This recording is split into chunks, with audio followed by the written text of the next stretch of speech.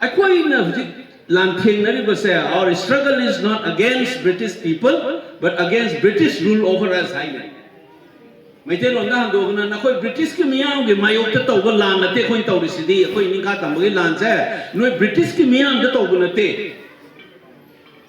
British na akhoi mathakta sashan do adugi mayokne koina lan tawi jai ne amai to ne July adai de June July dai ne nga khalak ne bai decision aina vote ka left ne mang na 2023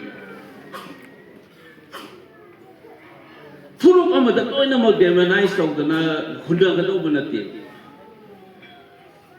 sida rajniti ma to khai taning magi rajniti ma to koi thu in so hai ni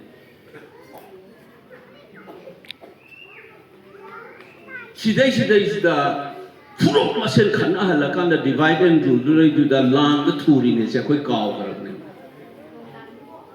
Furuk Masen the land the Toroga Manipur, Tugai again Minas Hanak Palilamada, emotional Lahalaka, Hatan and Furuk Masen Khana Halakanda Hujik, Hanjan Nina when the place at the name.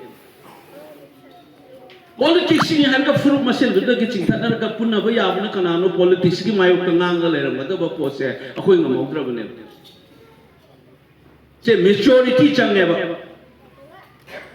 They park in Lucin Mamiam, Lucin Maita, the Kramant of the majority of the problems addressed over the gas, a high government.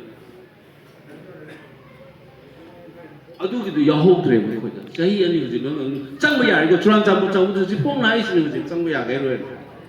Kanko Pichang Yagira Yahweh high what you form high as a car. Chitar, thing like the Lina, thing like the Talovis, the Eroda, then high singing. Matam the Leingak and the lake, Sikado, we know, Mu, Boko Kunaida, Leingak, Hibamale, Sikari was a quick hour. Larita, but the thing Yawi never say. Sanga Dona, Angamanga Hatura, that's Sanaba. Nupi Nupagi Marie the Su Angamana Parga Lona Valena Bado, Mu Boko that they chatted. Chatna Pata, Neum Canon, Shemnana, Kanglon Shemnana, Chanabi Semna Luhong, Bahaiba, the Gisi, the Gasorato, Bahadato, Imung Haiba, they Sagay Lona Baya, the Baka, Neum Semin, Gari Togomatamda, Wena the Towitani Natro. And the Mu Bagipun Shimahim, but the Neum Chanapata in the lady.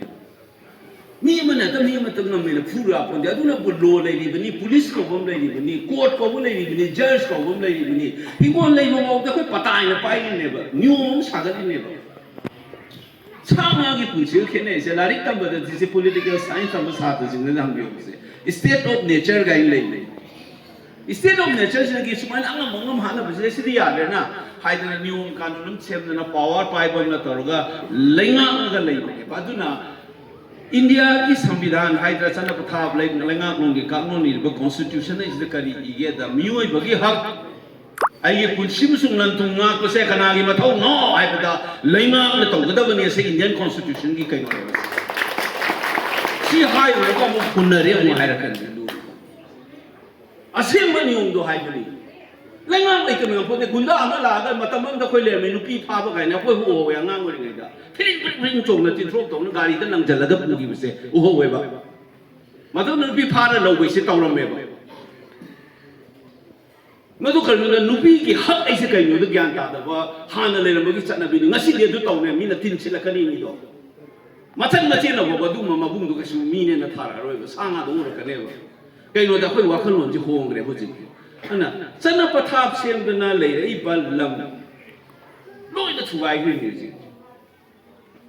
Banana no doing a bunker Sasa do I know you can't hang the lazy she's in a toy hunger whenever say. Newspaper the media the interview people in a parliament Manunga Soina. No ye me the single fool in a supply cousin rather no ye Nama the command of the Nima Matuna hungry on. See a hunger talk whenever say this is called fixing accountability. Order from the guy. Larry Pavani the order from the Kadogi order from the India lawyer and Paro Tangu. I say, Sisho Hajaga, Hantan Nangabawani. No, you must go from India is CRPC, number like Madura, the 131 in Namlay section. Kunam Pontisify in a Nangi career. Kundapun, the Salakan, the Mizera, na kai order phang de di there is a standing order law da kari hai nangi kem ki akoi ba da kai guma mi gi public order thuai ra ba mi gi right mang ba hatuk na ba tong ra ba yum mai thana ra di nang bc gi permit ngai da nang hana action da intervene to wai na yaw bani ma to CRPC gi section 131 ko ni nang order le ke bu kai mai to sipai mayam le ke mayam su le de mayam ta mi over parliament ki speech ai na ham da hai each and every square centimeter of Manipur is covered by an Indian security force ai na hai Ichi kuning mak Manipur ki laimai is da noina sipai amam na loina ko na leira balai parks da kamai tab da mi lising humpu yum le her gi no sigi dai ka sikana pu dori ge che laima ki question ko we legitimate thuruk ama hatuk na hana ba na petre yena ba ong na taw na thot na district taw hat ka da ni ka da ni taw ka na nium chum na control taw bang nam da du na sidi kai daw ra irei cha ma ya mo huzin la je na le re han jan na sum na moi hai ri huzin matam changi ni hai le ba sine ba Manipur da yang lu ris ai na sida taw ro ris chum no ngai ta ba gi puni nu sirak ba gi ai na ngam ba kha taw bai wa ne ba sidi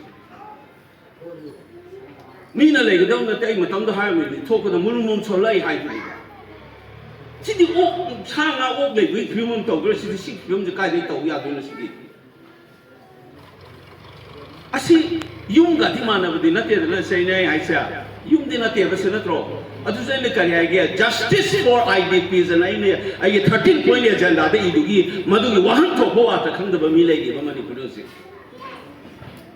justice for IDP the yum the ultimately hanjan no na khwai de gi justice ne do justice de kadai bo yawi ai na ino hu hin is to mi amoi bugi ikai khun na ba mangna ai gi senthok lambi da kai da jubo cha da ba su leibam sang ne nanjen na ga su sa nga dong le ga dong na te ba sida mi amana phangam thok pa hak ma gi ikai khun na ba mangna madu nga pa do madu su justice for IDP ching ne ana hujik leiba game singda mayam kari chari thai lai ngna kai dori angang gi lai ba suna kamai tori lei ri yum lei kari suna kamai tori ha bisa sida khitang safa na le hen ma mi dong na lei ba ya ba hai bam lei dana adu sin ma chi justice ti saru koi doi ne ba adu na policy sina kadai ta thigat nei ra me ai nu ji hai si hunna ba na te Manipur gi lari lai so ai ba CS for the political leader the intellectual chin hang da ba question na ta le ba sa hang nei se 80,000 in the Kazan Liba, Musum 40,000 Liba Manipur police, Layla Naina, Iresa Mayam, Kamaito, Namayu, Mike Mangi, but no Haibo Wang, Hangam talked about to Pravase. Sidanam BJP in a Pangera, Congress of Pangera, Regional Party Pangera, Hangam Topo Hang never city. Miwa Bugishana, the knowledge of the opportunity, Sipaya Suplayla in the Kamaito, like Kumam, Siki from the Yorkino. Later got the lady was singing justice. Lum lay can listen to Kamai lady, sir. Masiki policy, Maduki Kalema, Mama Totro. Sinatro, Leingak in the lay, Saduki Natro. Kobi told the Haraka Kadogelena. Police in Hadar, vaccine cut on the Honay, do told none of a day. They give Mapa Topi on the Sika, the Leingak, Matoto, rain never do. Almighty of like blacks, the Kagum, Iran, Matoga, the Irecham, I'm a citizen, I'm a Awana, I had to be Mohoy the lady, she was a Kamai lady and the police, July, Trani.